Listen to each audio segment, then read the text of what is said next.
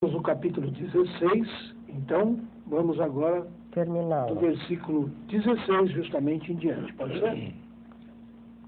Simão Pedro respondendo disse: Tu és o Cristo, o Filho do Deus vivo. E aí terminou o programa passado.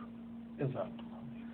Jesus respondeu-lhe: Bem-aventurado és tu, Simão, filho de Jonas. Esses versículos famosos não estão em Marcos. Isto aqui é um acréscimo de Mateus. E Mateus deve ter buscado isto aqui de fontes orais suas.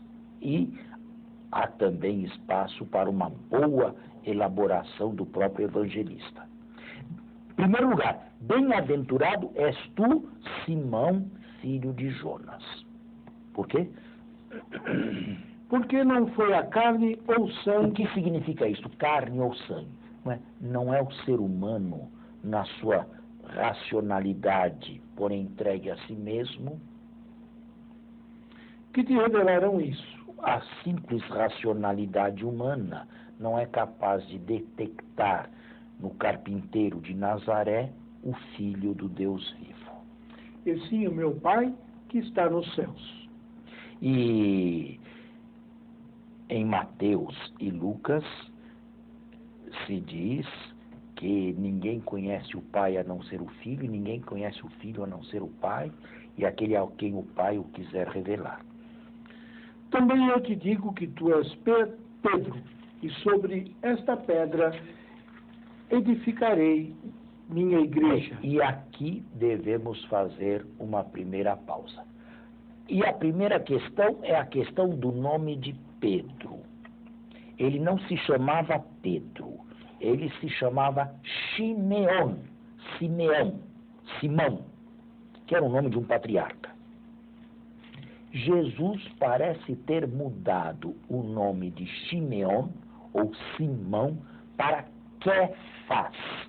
Quefas, em hebraico, significa rocha. Rocha. Sim. Traduzido Quefas do hebraico ou aramaico para o grego, dá Petros. Rocha em Quefas, em aramaico, dá Petros em grego, rocha.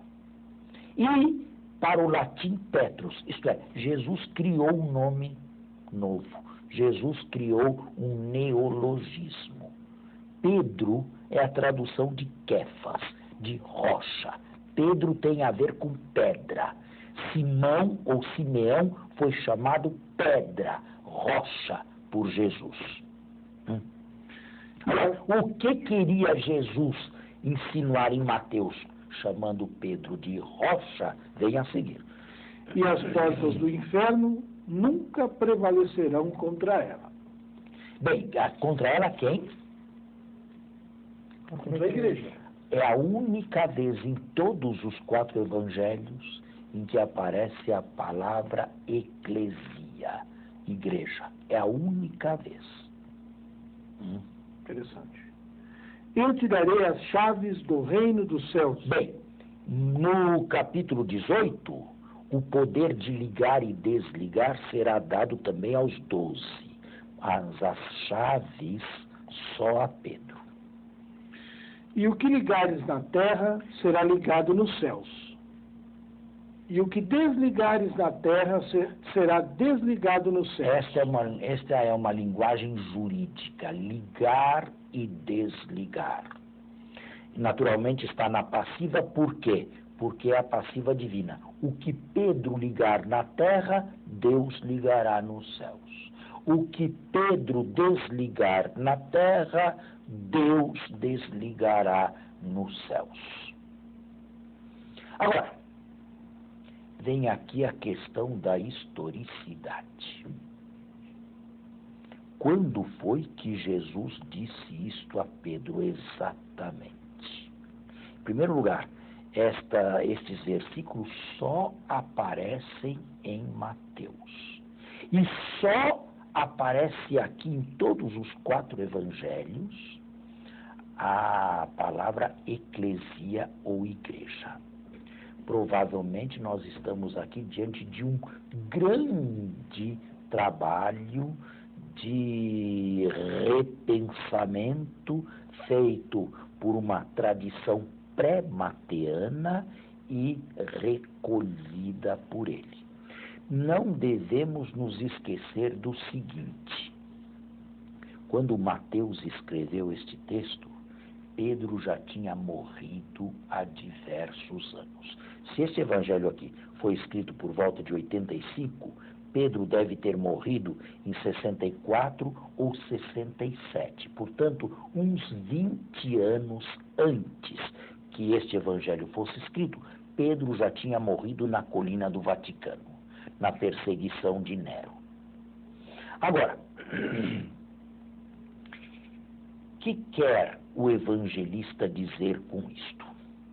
Em primeiro lugar, notem todos que estes textos aqui aparecem em todas as Bíblias, inclusive nas Bíblias protestantes. Se se trata de protestantes sérios, é claro que não vão mexer no texto. É evidente que não vão expurgar o texto de acordo com a sua fé atual. O problema todo está na interpretação disto aqui. As chaves são dadas a Pedro e um poder jurídico de ligar e desligar também é conferido a ele. Continue a leitura. Em seguida, proibiu severamente aos discípulos... Bem. Encerramos a parte positiva. Agora vem o negativo. Mas vamos pensar um pouquinho nesta parte positiva. Quando foi exatamente que isto aconteceu, nós nunca saberemos. Teria sido uma visão pós-pascal, após a Páscoa, após a morte e ressurreição, que Mateus inseriu aqui na trama da vida pública de Jesus? Teriam sido esses 2, 3 versículos aqui frutos de um grande repensamento mateano e legítimo? Eu propendo para esta solução última aqui. Na verdade, embora Pedro já tivesse morrido há mais de 20 anos, de todos os 12 é o mais mencionado em todos os evangelhos. Por quê? Por que será que Pedro era o mais, mesmo depois de morto, continua a ser o mais mencionado de todos os 12? Era mais próximo de Jesus? Marcos nos diz que foi o primeiro a ser chamado. Em todas as listas apostólicas dos nomes, dos 12 nomes, Pedro ocupa impreterivelmente o primeiro lugar. Nenhuma lista começa sem o nome de Pedro. Pedro é o primeiro de todas as listas. Mateus coloca aqui Pedro numa luz muito forte, mas Lucas também o faz. Em outras circunstâncias, como por exemplo na última ceia, Simão, Simão, Satanás quis peneirar-te como o joio e o trigo, mas eu rezei por ti para que a tua fé não desfalecesse. E tu, uma vez convertido, confirma os teus irmãos. Em João, Simão, filho de Jonas, tu me amas? Apacenta os meus cordeiros, apacenta as minhas ovelhas. Vejam, a insistência em Pedro. Tudo isto parece sugerir-me o seguinte: Pedro foi incontestavelmente o líder cristão mais importante da primitiva comunidade cristã. Para os pagãos convertidos ao cristianismo, não seria Paulo esta figura? Mas Paulo perdia para Pedro num particular. Qual? Paulo não conheceu Jesus em vida. E Jesus morou com Pedro também, não é? E não morou com mais nenhum dos discípulos. Exato. Paulo não conheceu Jesus em vida, nunca ouviu nada do Jesus histórico e, portanto, não podia ser a ponte entre a história e a fé. entre o Jesus da história e o Cristo da fé, como se usa afirmar de Bultmann para cá. Paulo não podia ser isto. Portanto, este primado necessariamente deveria ir a Pedro. Agora, até aqui vamos todos. A partir daqui começam as divergências entre nós católicos e a ala reformada, os protestantes. Por quê?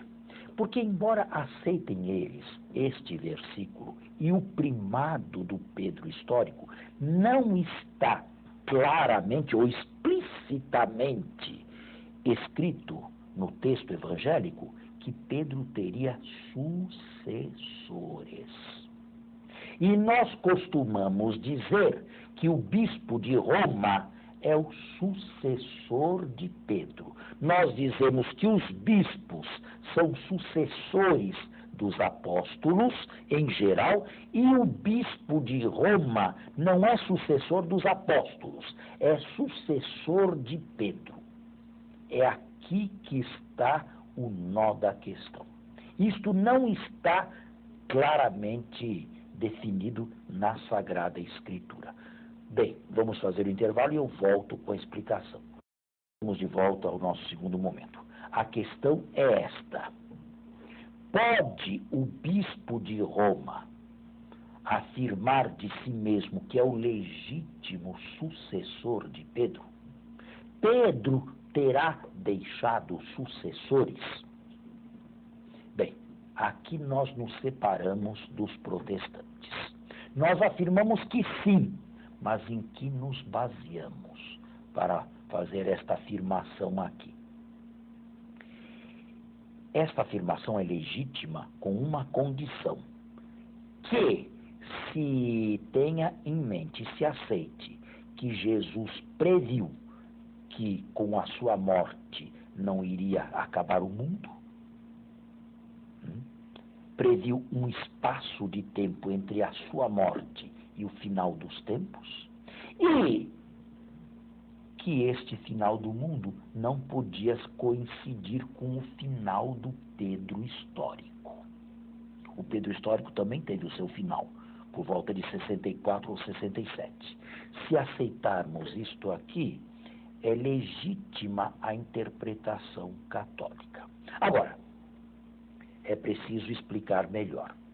Hoje nós afirmamos que o bispo de Roma, o Papa, é o sucessor de Pedro.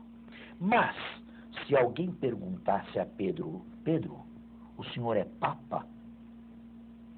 Pedro arregalaria os olhos e diria: o que significa isto? Não sei o que significa esta palavra.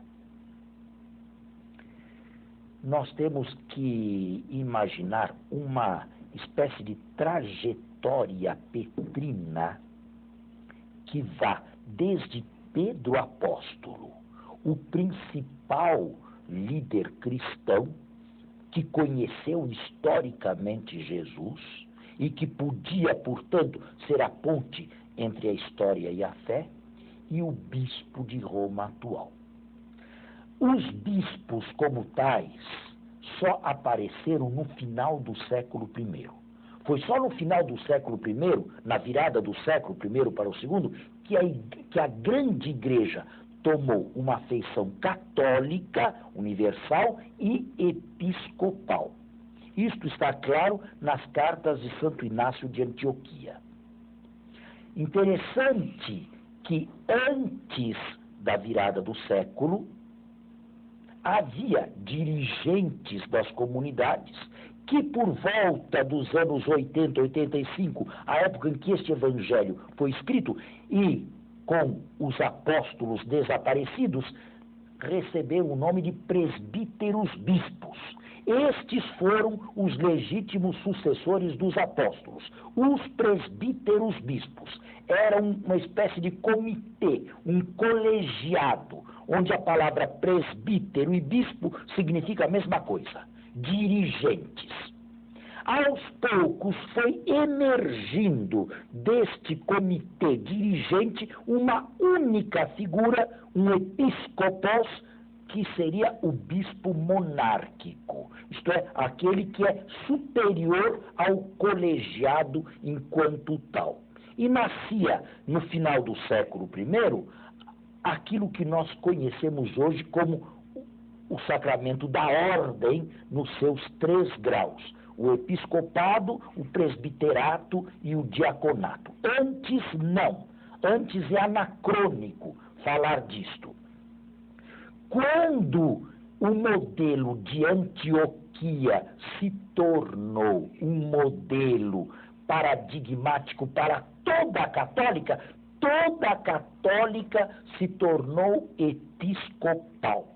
Ou seja, toda a católica era constituída por comunidades locais que tinham à frente um episcopos, um bispo. Interessante que nas cartas de Inácio de Antioquia, ele saúda os bispos de diversas comunidades, mas não saúda o bispo de Roma quando escreve aos romanos. Por quê?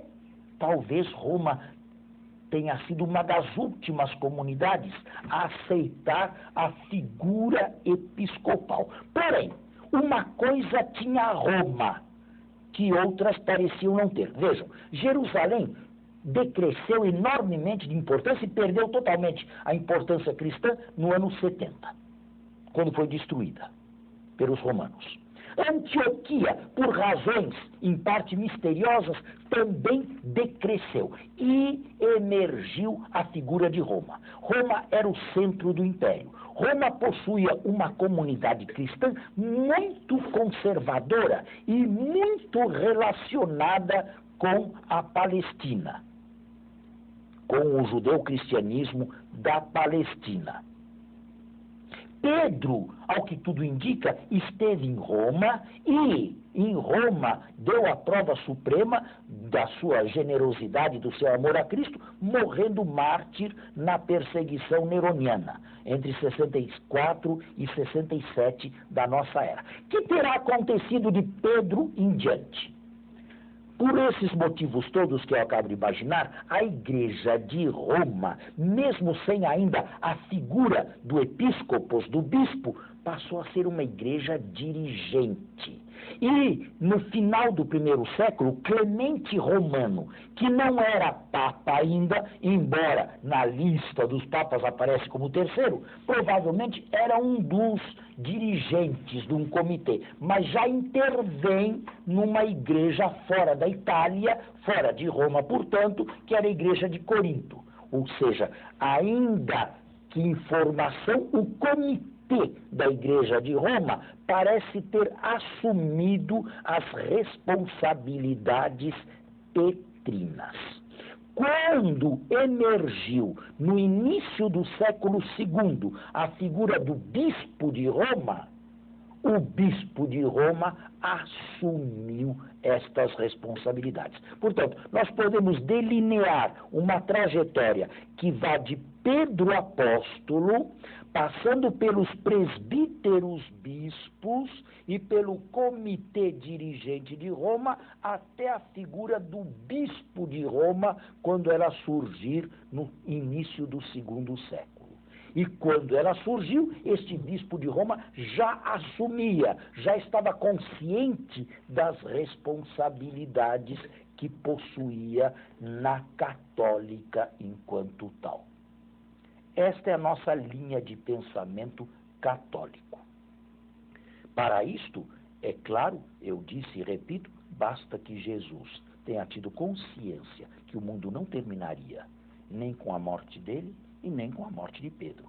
Se Jesus queria uma comunidade, Jesus deveria prover esta comunidade para que ela não fosse anárquica, para que ela fosse guiada ou conduzida por alguém.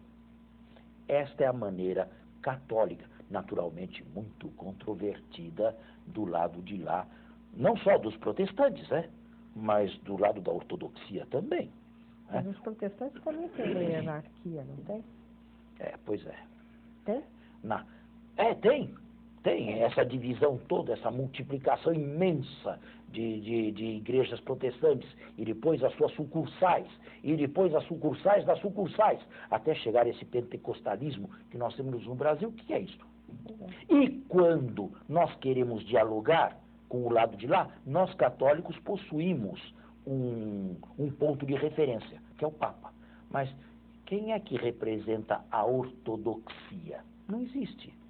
O patriarca de Constantinopla, Istambul, bem, é uma espécie de rainha da Inglaterra, mas não manda nada.